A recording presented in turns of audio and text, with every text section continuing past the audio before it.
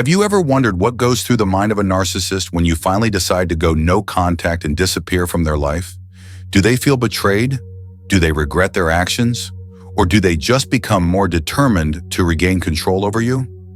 This question doesn't just reflect their behavior, it's also deeply connected to how we handle toxic relationships in our own lives. Stoic philosophy teaches us how to maintain calm and self-control in the most challenging situations, especially when dealing with manipulative and disrespectful people. Today, we're going to explore what a narcissist desperately wants when you choose to go no contact and how you can protect your freedom. Let's begin.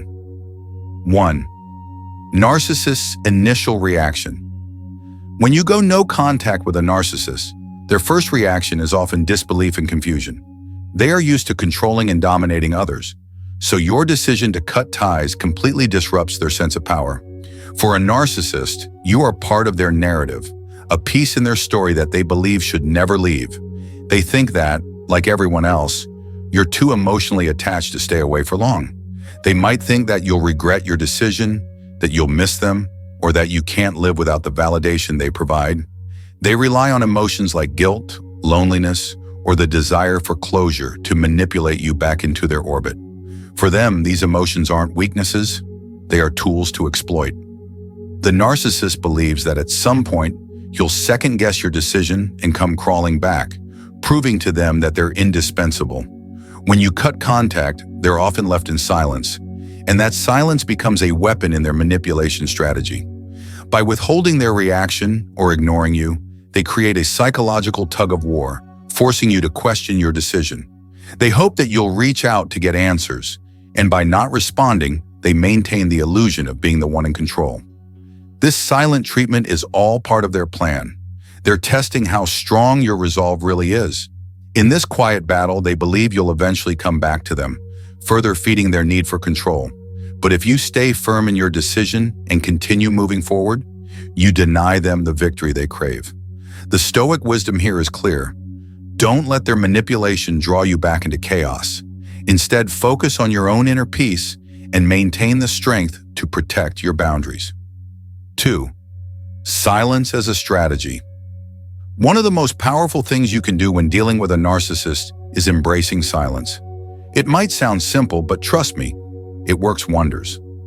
Narcissists thrive on emotional reactions. They want you to defend yourself, argue, or get upset because it gives them the validation and control they crave. But when you don't respond, when you just let their words hang in the air without reacting, it completely disorients them. Here's why it works. Silence is a refusal to engage in their emotional game. It forces them to sit with their own behavior without getting the reaction they're seeking. Narcissists often use silence to control the situation, making you feel like you've done something wrong or leaving you wondering why they haven't reacted.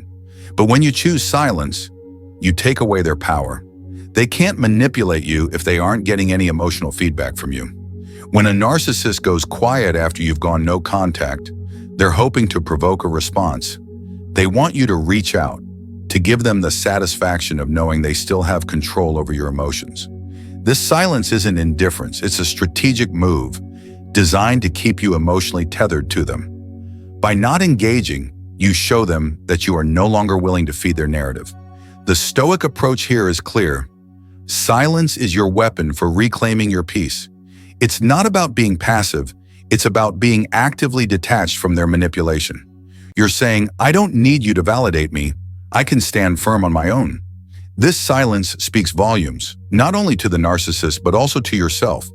It's a powerful reminder that you don't need to react to every provocation and that your emotional independence is in your control. 3. Stop explaining your choices. Here's a powerful shift. Stop explaining yourself. How many times have you found yourself justifying your decisions to someone, especially a narcissist? They question your choices, probing for explanations, making you feel like you need to validate every move you make. But here's the truth. You don't owe anyone an explanation for your life. Narcissists thrive on the idea that they can make you second-guess yourself, that you need to explain your decisions to them so they can find some way to control or manipulate the narrative. But when you stop explaining, you're taking your power back. Your choices are yours alone. They don't require anyone's approval. When you stop justifying yourself, you signal that you no longer need their validation. It's easy to get caught in the trap of trying to convince them, trying to make them understand why you've done something. But the truth is, they're not interested in understanding. They just want to create doubt and make you feel uncertain. By stopping the explanation, you deny them that power. This doesn't mean you need to be rude or dismissive. It simply means you're owning your choices. For example, if a narcissist questions your decisions, instead of launching into a lengthy explanation, simply say something like, "I made the decision because it felt right for me." Keep it short and clear. No need to justify your choices. As the Stoics taught us, true peace comes from aligning your actions with your values, not from seeking approval from others. Narcissists want to make you doubt yourself. But when you stop explaining, you're grounded in your own truth. You're choosing your peace over their need for control. You don't have to explain anything to anyone, especially when those explanations are simply feeding into their manipulation. Your life, your choices. End of story. 4. Keep your distance. Here's a tough but important truth. Sometimes the best way to deal with a narcissist is to keep your distance. It might feel cold or harsh, but you need to realize that not everyone deserves a front row seat in your life, especially not someone who continuously disrespects you. Keeping your distance isn't about being petty or vindictive. It's about choosing to protect your energy and your peace. When you keep your distance, you're creating space for yourself to heal and to reconnect with what truly matters in your life. You're not obligated to allow anyone, especially a narcissist, to have constant access to your time, your emotions, or your mind. By stepping back, you take away their ability to control your emotional responses and manipulate you. This is about choosing yourself over their toxic influence. I get it, it's hard. You might feel guilty, especially if it's someone close to you, a friend, a family member, or even a partner. But protecting your peace is not selfish, it's necessary. When you keep a narcissist close, you're allowing them to continue disrupting your life, draining your energy, creating chaos, and twisting your reality. So how do you keep your distance? It starts with setting clear boundaries. Don't be afraid to say no or to limit the time you spend with them. You don't need to explain yourself. Just take a step back and allow yourself the freedom to grow without their negative influence. If they try to guilt trip you or manipulate you into coming back, stand firm in your decision. You don't owe them your time or your emotional investment. The Stoic principle here is simple. Focus on what you can control, and that's your emotional well-being. Don't let their toxicity be the lens through which you view your life. By distancing yourself, you're not only protecting your own peace, but also giving yourself the chance to build relationships that nurture you rather than drain you. Sometimes, distance is the most powerful tool you have to reclaim your life. 5. Hold your head high. Let's get into something simple but incredibly powerful. Holding your head high. I know it might sound like basic advice, but trust me, this one thing can change the way you handle disrespect. When someone is being rude or manipulative, they often want to make you feel small.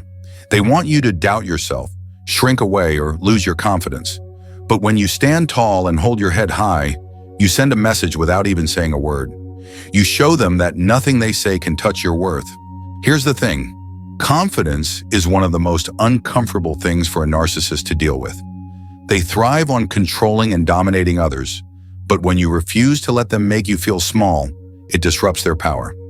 By holding your head high, you're not just showing them that they don't have power over you, you're also reminding yourself that you are worthy of respect, no matter how they try to make you feel. I've been there myself, dealing with someone who would throw insults or passive-aggressive comments trying to bring me down. In the past, I'd often feel the urge to shrink back, to let their words sting and go silent. But one day I decided to try something different. I held my head up, walked taller, and let their negativity roll off me like water. Guess what happened? They started to back off. Why? Because they couldn't handle the confidence that comes with not being affected by their words. This isn't about arrogance or being rude, it's about self-respect. It's about showing yourself and others that you know your worth. Your worth is not defined by their words.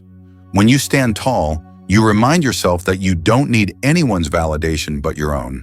When dealing with disrespectful people, how you respond determines your strength. Don't let them control your emotions or your life.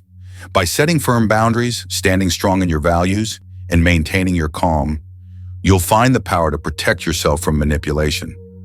Always remember, respect starts with you.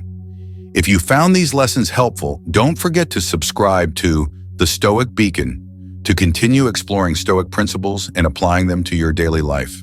Let's build lives of autonomy and peace together.